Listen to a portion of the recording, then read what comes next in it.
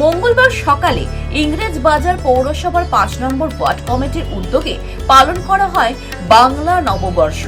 ওয়ার্ডে সিংগাতলা এলাকা থেকে শুরু হয় প্রভাত ফেরি। প্রভাত ফেরিতে পা মেলান ইংরেজবাজার পৌরসভার chairman Krishnendu Narayan Chowdhury, vice chairman Sumla Agarwal, ward councillor Sumita Banerjee, প্রাক্তন কাউন্সিলর রমাপ্রসাদ ব্যানার্জি সহ অন্যান্য ওয়ার্ড কমিটি সদস্যরা। এর পাশাপাশি জেলার বিভিন্ন স্তরের শিল্পী, মহিলা, ঢাকি সহ বিভিন্ন বাদ্যশিল্পীরা অংশ নিয়েছিলেন প্রভাত ফেরিতে। ওয়ার্ডের বিভিন্ন এলাকায় পরিক্রমা করে প্রভাত ফেরি শেষ হয় সিংগাতলা এলাকায়। এর পাশাপাশি নববর্ষ উপলক্ষে বিভিন্ন সাংস্কৃতিক অনুষ্ঠানের আয়োজন করা হয় ওয়ার্ড কমিটির পক্ষ থেকে।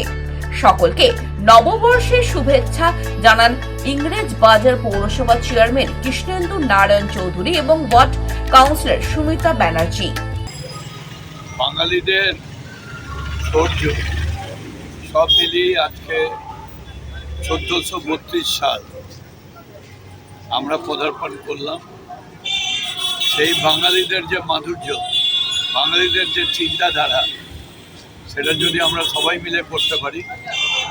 বিগত দিনে এমন এমন বাঙালি মানুষ ছিলেন যারা শুধু আমাদের জেলা, রাজ্য নয়, সারা পৃথিবীতে তাদের মাহাত্ম্য ছিল, তাদের চিন্তাধারা ছিল।